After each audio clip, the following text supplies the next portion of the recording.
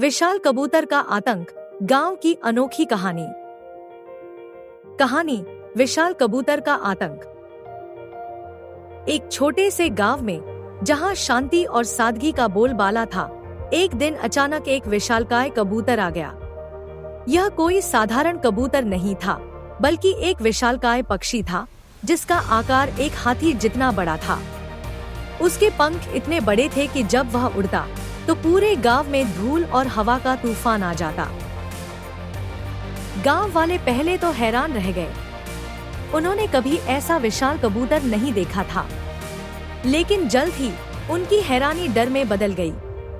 यह कबूतर गांव में हाहाकार मचाने लगा। वह खेतों में उतरता और फसलों को नष्ट कर देता। उसकी चोंच इतनी ताकतवर थी कि वह घरों की छतों को उखाड़ फेंकता, गांव वालों के पशुओं को डरा देता और बच्चों को रोने पर मजबूर कर देता। गांव के लोगों ने इस विशाल कबूतर से छुटकारा पाने के लिए कई तरकीबें आजमाई। कुछ ने उसे भगाने के लिए डंडे और पत्थर इस्तेमाल किए, लेकिन वह उन पर हंसता और अपने पंख फड़फड़ाकर उन्हें उड़ा देता।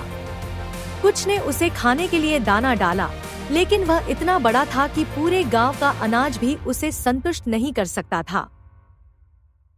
गांव का मुखिया, एक बूढ़ा और समझदार व्यक्ति, ने सभा बुलाई। उसने कहा, हमें इस कबूतर से छुटकारा पाने के लिए एक चालाक योजना बनानी होगी। हम इसे ताकत से नहीं, बल्कि बुद्धि से हरा सकते हैं। गांव के लोगों ने मिलकर एक योजना बनाई। उन्होंने कबूतर को एक बड़े जाल में फंसाने का फैसला किया।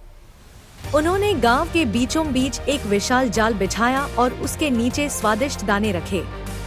कबूतर, जो हमेशा खाने की तलाश में रहता था, जाल के पास आ गया।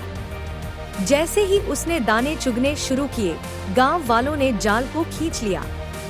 कबूतर फंस गया, लेकिन कबूतर इतना शक्तिशाली था कि वह जाल को तोड़कर उड़ने लगा।